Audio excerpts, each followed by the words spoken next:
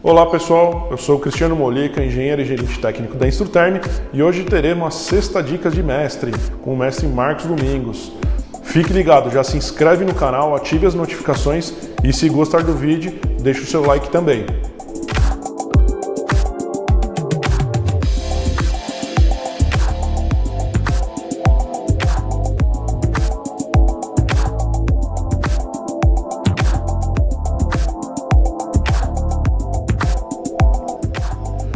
O tema de hoje é a origem dos índices de avaliação do calor. Acompanhe agora com o mestre. Por iniciativa da Instruterm, nós estamos lançando a dica de mestre número 6 e, ao mesmo tempo, iniciando um novo tema nesses nossos vídeos aqui que tentam esclarecer algum ponto importante da higiene ocupacional. Vamos começar a falar sobre calor e, principalmente nessa oportunidade, eu vou falar sobre as origens dos índices de avaliação de calor. É importante que a gente conheça a história para melhor praticar no presente, não é? Eu fiz uma ampla pesquisa, são vários dias que eu venho trabalhando nisso, para achar os artigos originais de alguns de 100 anos atrás, né? Tive muita sorte até de conseguir vários artigos em revistas e em outros meios que eu consegui para levantar esses dados. Então, o que parece até simples agora, na verdade, me tomou um bom tempo para fazer esse trabalho e compartilhar com você aqui. Bom, o que nós sabemos é que o índice de calor, como vocês estão acostumados, eles existem há muito tempo, não é? Os meteorologistas começaram estudando isso já nos anos de 1800. Na nossa parte ocupacional, os primeiros artigos técnicos já datam de quase 100 anos. Então nós temos aí, seguramente, 90 e poucos anos que os primeiros artigos foram publicados, ou talvez entre 90, eu diria alguma coisa próxima de 100 anos mesmo, que os primeiros artigos foram publicados. E ao longo desse tempo, de um século, nós temos aí registrados aproximadamente 40, 45 índices novos, ou índices que foram sendo criados ou foram modificados para a prática do calor, né? Mas na verdade o que se sustenta e que tem já por um bom tempo isso é o IBOTG, que nós temos na nossa NR15, na NHO, e também a temperatura efetiva, e um outro índice que também é popular, que é o índice de Fugger, mas por ser um pouquinho complicado, provavelmente ele não é tão popular aqui no Brasil.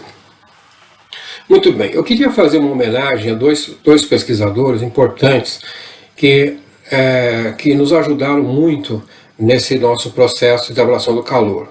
Talvez o mais importante deles tenha sido Konstantin Iaglu, né? Um grego que apareceu nos Estados Unidos, migrou para os Estados Unidos em 1920, fez mestrado na Universidade de Cornell e foi professor em Harvard, né? Um dos primeiros higienistas, com certeza, né? Gostaria muito de ter conhecido Iaglu, porque eu acho que ele fez um trabalho brilhante, né? Junto com ele nós temos um capitão da Marinha Americana chamado Minard, que aparece mais nos anos 50, médico, um fisiologista, não é? E juntos eles aplicaram a técnica da temperatura efetiva e que por vez depois surgiu junto com o IBOTG em 1954 em corporações militares. E eles juntos desenvolveram o índice que você e eu usamos até hoje. Então o meu tributo a esses dois cientistas é porque eles ajudaram a salvar muitas vidas, não é? Não só na Marinha, que tinham casos de mortes, mesmo por calor, durante os treinamentos recrutas, né? Mas também com a população do modo geral. Então, a eles a nossa honra, né? O nosso reconhecimento por esse trabalho, apesar dos dois já terem falecido já há algum tempo, né? Muito bem, você provavelmente deve estar acostumado com algum aparelho eletrônico, né? Mas na verdade a origem deles era muito simples, né? Os instrumentos bem simples. Veja aqui que nós temos uma foto, a mais antiga que eu consegui até agora, de 1972, que mostra o TG, um TBN e um TBS sendo usado numa avaliação de calor da Alcoa em uma unidade de alumínio, né, nos Estados Unidos. Então, como era simples, como era uma coisa até rudimentar demais. Já nos anos 80, nós, na Fundacentro, quando nós instituímos as NHTs, nós criamos esse projeto para a árvore de termômetro, que foi muito usado por um bom tempo, e muita gente reproduziu isso já com as dimensões padronizadas. E hoje nós temos aí vários modelos de eletrônicos, inclusive esse da Instruterm, o TGD 400, né, que além também de fazer essa avaliação do IBLTG, ele também tem um medidor de velocidade do ar. Né? Mas lembrando que no texto de IAGLU, de 54, publicado em 57, na verdade, ele diz que ele pendurava o globo com finas cordas de piano, né, para poder medir a temperatura de globo. Né? A temperatura de globo, na verdade, ela é muito importante porque ela foi desenvolvida também há mais de 100 anos, já em 1804, alguns já começaram a pesquisar sobre esse assunto, porque eles tinham como medir a radiação solar, né, na época, há longo tempo atrás, né? E foram fazendo vários estudos, e com globos pretos, globos prateados, alguns com água. Depois até que eles perceberam que o melhor resultado era com a esfera oca mesmo, como nós estamos acostumados. Fizeram de vários tamanhos, mas aí o crédito é dado para Vernon, né? Vernon, então, é o que desenvolveu e conseguiu equacionar melhor a resposta da radiação através de um globo preto, pintado de preto, né? Isso foi em 1930, e talvez em 1932, por aí. 34 também. Tá? E aí outros pesquisadores, a partir daí, começaram a utilizar o TG que nós temos até na nossa avaliação normal hoje, né? Isso aqui. Muito bem, o que é importante ter aqui na avaliação do TG é que o que nós estamos medindo, na verdade, é o efeito da radiação que incide sobre a esfera. Não é? E quando ele entra em equilíbrio, que é a hora que a gente vai registrar o valor do TG, é porque o fluxo de radiação está equilibrado com a convecção. Então, o que na equação é dada como HR igual a HC. Ou seja, esse fluxo térmico de radiação, ele se equipara à convecção interna, e aí o termômetro estabiliza. Essa que é a ideia conceitual. Então, isso é uma coisa já de muito tempo. Então, nós temos aqui outras pesquisas que você pode notar comigo. Por exemplo, em 1905, né, esse pesquisador chamado Hardner usou a temperatura de bulbo úmido em seus estudos, que era uma outra coisa que ele desenvolvia quando a pessoa estava exposta a que tinha umidade, tinha velocidade do ar. Ele começou a testar um termômetro envolvido num pavio úmido, e aí começou esse estudo. Em 1923, né, aí aparece o nosso IAGLU, junto com esse outro pesquisador, Houghton, e eles desenvolveram a temperatura efetiva, que está hoje na nossa NR17, para conforto. Então veja, a temperatura efetiva que você está na NR17, ela é um índice, um método, uma técnica que foi desenvolvida em 1923, pensando em conforto e também aplicada para trabalhador. Então ela tinha uma dupla função nesse caso. Em 1947 e 1950, o IAGLU ele começou a utilizar a temperatura efetiva para determinar tempos seguros de exposição ao calor. Então já não era mais uma questão de conforto, era também uma questão de risco para a saúde. E aí o IAGLU percebeu que para que um tempo fosse considerado seguro de exposição ao calor, né, ele teria que ser um tempo médio para elevar, inclusive, o batimento cardíaco. Então, eles faziam um acompanhamento fisiológico do trabalhador. Então, quando nós estamos assentados ou tranquilos, nosso batimento cardíaco vai variar entre 70 e 80 batimentos por minuto. E isso poderia subir para 125, então é a hora que ele começava a acender um sinal amarelo. E também a temperatura do corpo, que é normalmente entre 36,5 por aí, ela poderia chegar a 38,3, aí também acendia um outro sinal. Então ele começou a medir esse tempo que levava para acontecerem esses dois fenômenos do batimento cardíaco e também da temperatura do núcleo do corpo, não é? E aí ele coloca que os sintomas sobre carga térmica em pessoas saudáveis aparecem quando a pulsação cardíaca supera 130 batimentos por cardíaco e 38,3 graus Celsius. Então ele chegou nesse patamar, nesse nível, e ele disse, a partir de agora, para uma pessoa que tem uma saúde regular, uma pessoa que não tem outros problemas congênitos de doença ou qualquer outra coisa, então aí ele estabeleceu que aí aparecia um risco. Então, esse foi aí o limite que ele determinou, isso já nos anos 50, né? Começo dos anos 50. Veja como é que era importante esse estudo que ele fez. Muito bem, outra coisa interessante que determina o IBOTG é quando você vê a história publicada depois de 1957, em que esse índice que nós temos aqui do IBOTG, ele foi aplicado pela primeira vez na Marinha Americana, em 3 campos de treinamento. Um em Quantico, que é próximo da capital americana, no estado da Virgínia, um outro em North Carolina, Camp Lejeune, se é essa a pronúncia correta, e também num outro lugar no sul da Carolina, na Carolina do Sul, chamado Paris Island, que parece ser o lugar mais quente, até porque está mais ao sul mesmo, já mais próximo da Flórida. Então lá tinham treinamentos na época dos recrutas americanos, centenas deles que iam lá e ficavam meses sendo treinados em duro exercícios, como é típico dos militares. Outros pesquisadores registraram que nesse período ocorreram várias mortes mesmo. Então, entre 1942 e 1945, eles registraram 197 casos do que eles chamam de stroke, ou seja, há um colapso do sistema do hipotálamo, então o corpo perde o controle, essa termorregulação que nós temos, isso não acontece, e aí a pessoa pode entrar em óbito mesmo.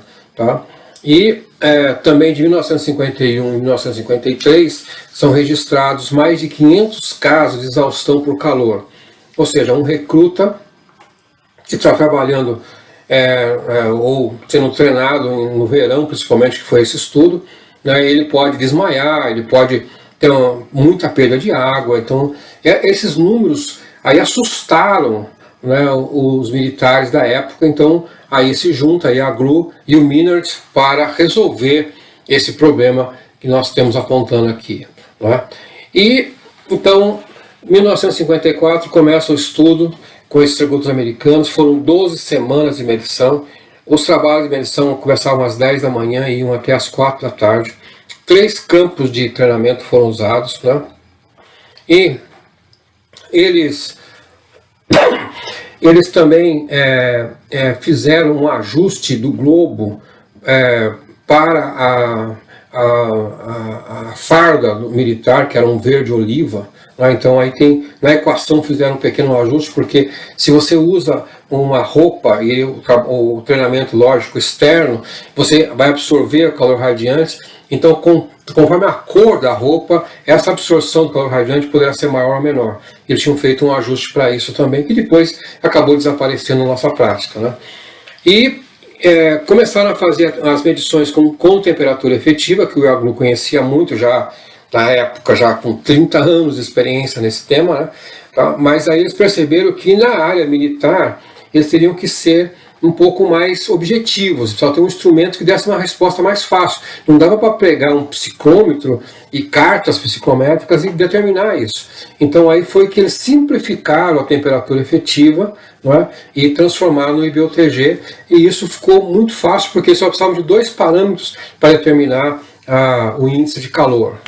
E isso foi o que eles fizeram em 1954.